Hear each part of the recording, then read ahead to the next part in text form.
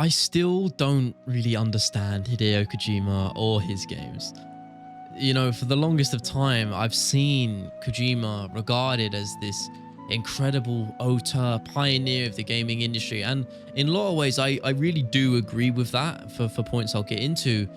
And yet, every time I try one of his new releases or some of his old ones for the very first time, I just find myself so perplexed and wondering what exactly I'm missing from, you know, these games which are regarded as genius pieces of art, you know. And it's, again, so polarizing is the word to use, right? Because I've went back and played Metal Gear Solid, the HD remasters on my PS Vita of all things when I was younger.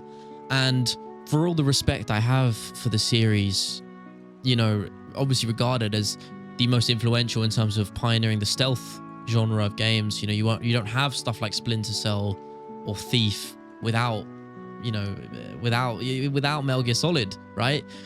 But equally, I was just turned away and baffled by the writing, which was just amateurish and honestly just downright strange at times, along with some of the weird cutscene elements.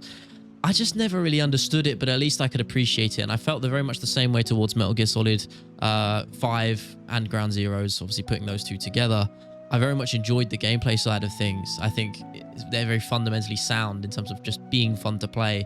But I was so turned off by the weird cutscenes and story decisions and lines of dialogue, which just made no sense, that it kind of just pushed me away. And I've never really been able to finish any of them. But I think the main real reason I wanted to talk about Kojima, because I am a fan of his, I really am. I actually appreciate him and what he does in this industry and what he represents. But Death Stranding, I feel like, was the main crux of why I wanted to talk about it, because I actually really did like Death Stranding, even if I didn't fully understand it or get it, because I liked it for probably the ways you might not expect. Death Stranding was polarizing on release. It was always going to be, with the type of game that it was, but all the praise was coming in on that game largely in part due to the story, you know, the heavy weight of the story, what it represented, the emotional anchors, the character work, everything around that sort of department, right? With regards to the writing, I couldn't be further from that opinion. For me, the passion and love for Death Stranding always came within the gameplay. It was always about that. It was these excursions across, you know, this alien land where these journeys felt therapeutic, you know, so vividly. I have that core memory, which is one of the few moments in a Kojima game where I started to really maybe get it, in quotation marks, which was, you know, probably, I don't know if it was halfway through the game, where after a really long mission you have to do, you arrive at a city, a port city called Port Not City or something.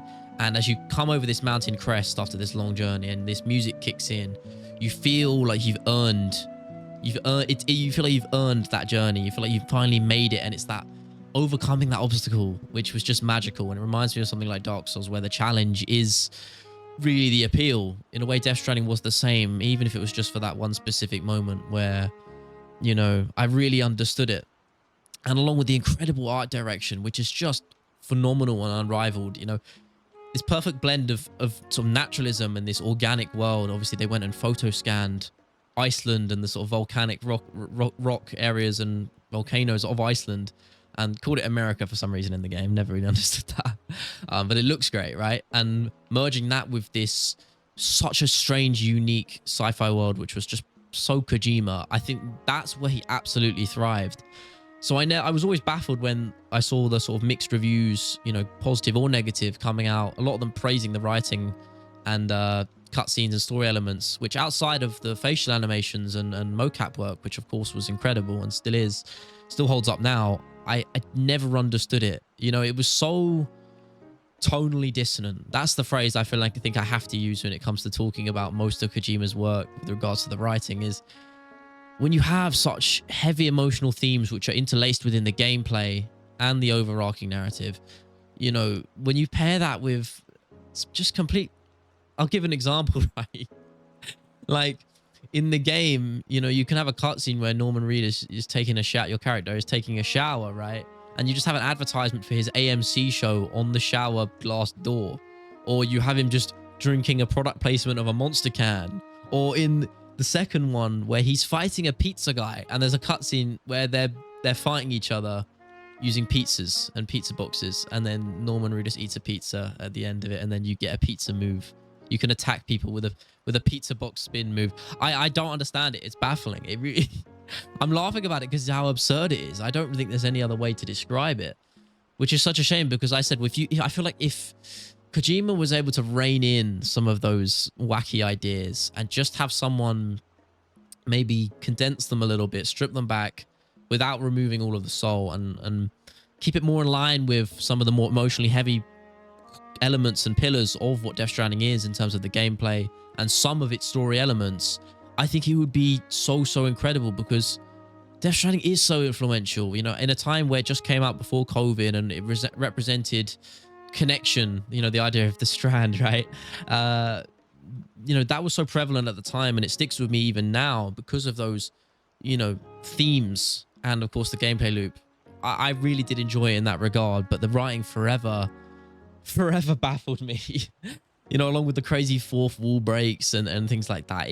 Stuff like that never really clicked with me, and maybe there's a place for that. It was obviously very prevalent in Metal Gear Solid 1, 2, and 3, and of course some people, I'm more than happy to hear opposing opinions, but I've never really clicked with it, and I would love to know if there's something I'm missing, you know. But I think maybe what the true appreciation, at least in my eyes, for what Kojima is and what he represents and the projects he creates, I think it is the willingness to experiment. You know, I said maybe reining it in to an extent, and I think that's fair, but to me, the idea of experimentation on that scale is so important, because now more than ever, when we're talking about strictly AAA projects, no one really experiments on that scale. No one does. Kojima really is the only visionary and creative with that level of resource and budget available to him, who is allowed that agency to create whatever he wants and really bring his dreams and imaginations to life. No one else is doing it on that scale, and I think that should always be encouraged. It really should, because again, we're in such a money-hungry industry where big studios and publishers are trying to get everything out of people, of consumers and players. Kojima has never really been about that. You know, Death Stranding is wholly a creative vision brought to life to the best of its, you know, the best it can be, right? And some people are going to love that, and some people are going to not like it. And it makes me think of a quote Kojima actually had in the development of Death Stranding 2, when he was talking about one of the periods of the game, or the parts of Death Stranding 2, he was having people playtest, and the response was that it was too positive. And you can make of this what you will, but Kojima intentionally changed that element of the game to make it more polarizing and get more disagreement, people disagreeing and finding negatives more with that part of the game, because he said it would be too mainstream, and he wanted people to feel emotion, whether they were good or bad. And some people might say that's pretentious. I'm not really sure where I sit on that side of the coin. But regardless, Kojima, he's doing far more in terms of creative expression than most people will ever do in this industry on that scale. And maybe that's something I think I actually really get about him. You know, I mean,